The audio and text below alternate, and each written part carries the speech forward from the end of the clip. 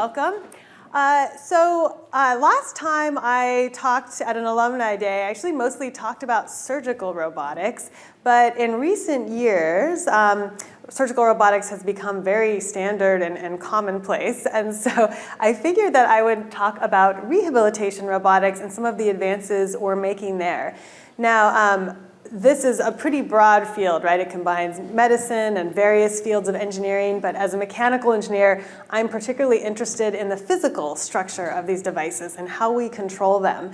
So I'll be focusing on the devices themselves mostly, devices that are soft, wearable, and how we make them more accessible to patients. So as I mentioned, I sort of started out in the field of medical robotics with surgery. And by the way, if you're the squeamish type, this is not real tissue. This is rubber and foam here. And this is how a teleoperated surgery works. You have a surgeon sitting in a console, moving some fancy joysticks, and the patient side robot, which is actually a scale about 10 times smaller. The two parts of the video are not at the same scale, that's replicating those motions. So one of the first things that we did in rehab robotics was to take this teleoperation paradigm and use that to improve control of a prosthesis. So if you think about it, a prosthetic limb is kind of like a robot that's just attached to your body, right? Whether it's an arm or whether it's an artificial leg. Now, with these types of prostheses, the ultimate goal, of course, is for them to be autonomous, right? They would just do the right thing based on what your body is doing at the time. But it turns out that is still a real open challenge. Like we're still working on self-driving cars, which are operating in environments where we know the rules of the road, right? And even those have problems if it's raining or you have certain conditions. So now imagine a robot that's attached to your body that's autonomous. We're not quite ready for that. So what we looked at with, in this case, a prosthesis for the foot and ankle is how can a user actually control that device's behavior in a natural way. And so this is actually a collaboration with Steve Collins, another professor in my department who focuses on lower limb. I'm kind of more of an upper limb sort of person. And so we designed a simple wrist exoskeleton where simple movements of the wrist could be used to control, to teleoperate the movements of the ankle. And it turned out that this kind of control paradigm really allowed people to walk much more naturally with an with an ankle prosthesis, and it would lower energy costs, and our participants were able to very much match a desired gait cycle when they could control their own prosthesis. Ultimately, of course, the goal is to move towards autonomy, but that will require a lot more understanding of human intent and sensing of the environment. And so we think this kind of teleoperation approach is really going to be the first stage to get these, I would say, more technologically advanced motorized prostheses into the world. So this is one form of a rehab or assistive robot. Another form is one that doesn't replace a missing limb, but takes a limb that is weak or has lower functionality and having a kind of exoskeleton to actually help that limb's motion.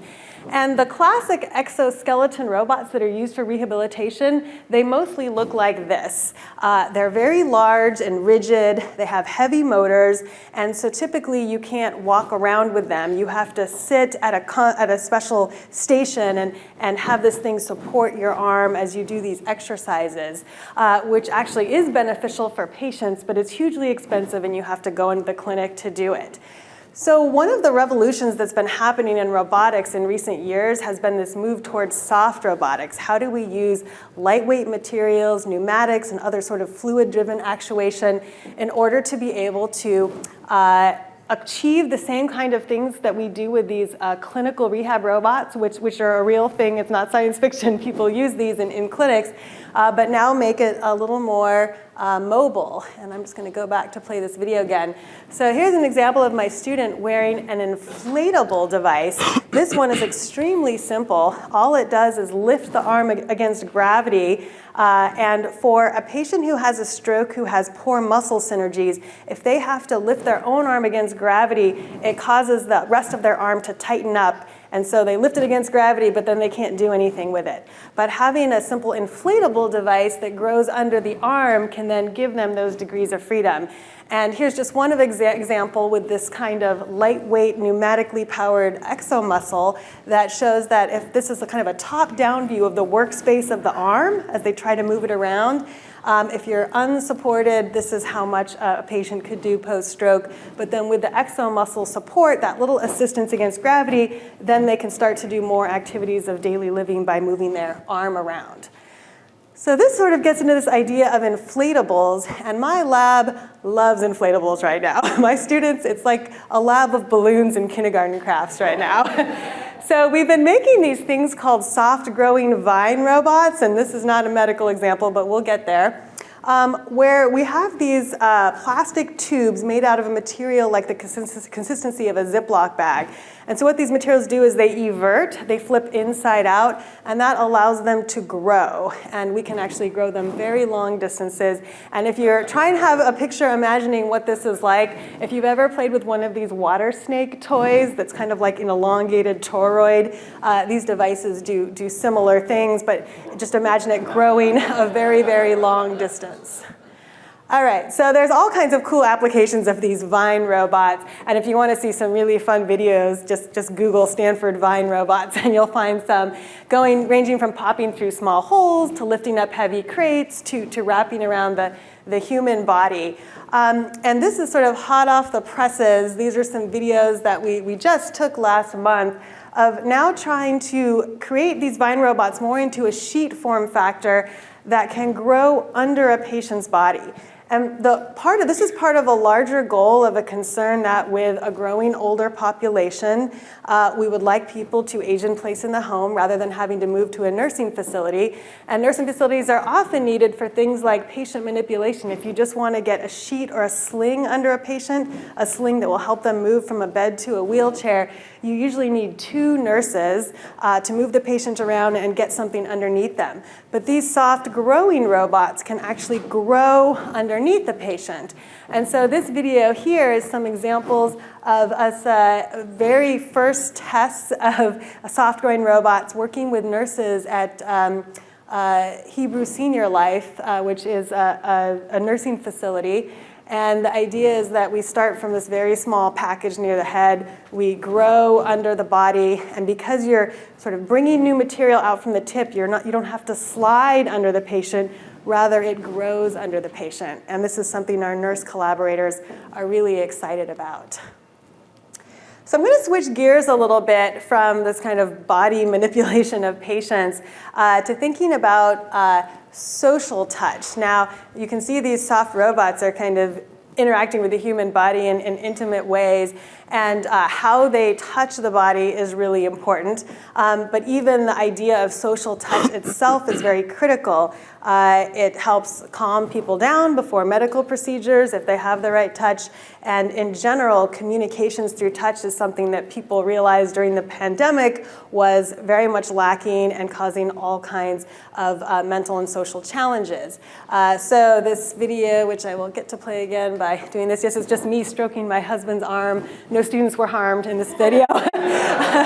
This is a social touch example where we just, stroking someone's arm actually provides great mental health benefits. However, we don't literally want to make robot fingers that go and stroke people's arms. So how can we make wearable devices? And I should note this work was actually originally sponsored by Facebook at the time. Now they're Meta. The Meta Reality Labs group was really interested in how do you send kind of haptic emojis, that is using the sense of touch to send social cues. And we started out by using voice coil motors, which are kind of heavy and they overheat, and they did work.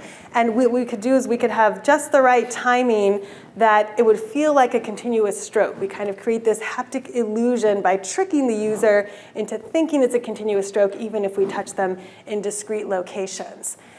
And we figured out how to do this with these kinds of haptic or touch-based sleeves by actually measuring social touches between people when they were wearing a capacitive sensor array, recording all that data, doing some analysis and machine learning on those, and mapping those feedback to this wearable sleeve. And we have lots of different types of data, but I'll just give an example of one where when we talk about social robotics or social touch, we often like to measure the outcomes of that on a scale of valence versus arousal. So valence is like from being sad to happy, and arousal means like falling asleep bored to very excited. And different types of social emotional cues are supposed to naturally fall at places you would expect on this grid. And so, for example, if someone is telling you, pay attention to me, you should have pretty high arousal, and hopefully it's not annoying. You have good valence. And so what these markers are with some error bars showing where our participants interpreted the type of feedback that we were giving them through this sleeve. But this is using pretty old technology, like I said, these voice coil motors. What we've been trying to do now is think about new fabrication techniques. So now we're doing machine knitting and using soft and hard materials and materials that harden through heat fusion after the case in order to create much more lightweight, wearable, breathable, and portable devices. We're still working more on the portability, but we at least have pneumatics that can actually be carried with a person. You don't have to wear a backpack in order to do it. And this just shows in some examples of the kind of gentle nature of this device and how you can have distributed contacts that can give these haptic illusions of feeling the stroke or some of these other social touch cues. And yeah, I never thought I would have a knitting machine in my lab, but as of the last couple years, now we do. So this field of soft robotics is really causing us to bring in new types of fabrication techniques. Well, I shouldn't say new. Obviously, knitting has been around for thousands of years. However, new to constructing engineered and wearable devices for the purposes of these types of interactions. So with these wearable knitted devices, in addition to things that might help with rehabilitation or medical scenarios, they could be used to control robots, provide guidance and feedback for sports activities, or even a kind of sensory substitution if you have a prosthetic arm and are missing sensations in part of the body. So I'll just end with a couple of other examples that are not necessarily soft robots, but there's some really exciting ideas in medicine and rehabilitation. One of these is passive tactile stimulation. This is something we published last year that we think can make a real difference in people after they've had a stroke. They often have spasticity. That is, they have poor muscle tone and can no longer control their arms and fingers, although it can occur in other places in the body as well. It usually starts in the arms and fingers. And it turns out that if you provide certain vibration patterns, you can reduce that spasticity. And so here's an example of someone before our passive tactile wearable glove treatment who can barely open his hand. And then this is after treatment of about 8 weeks, and the patient can open their hand. And we actually gave these gloves to people to take home and use while they're trying to do their activities of daily living. And the hardest thing about this project was literally wrenching it out of our subjects' hands to take them back when the study was done. So this is something we've just done at Stanford, and we're working on a much larger clinical trial across multiple institutions so we can really validate it and move towards FDA approval of this. Our smaller Stanford study, which only included about 20 people, I'd say 20 people in each group, compared our device, which we call Touche, and we compare it to Botox, which is actually the current standard of care for reducing spasticity, which is actually injecting Botox in the arm in order to loosen the muscles.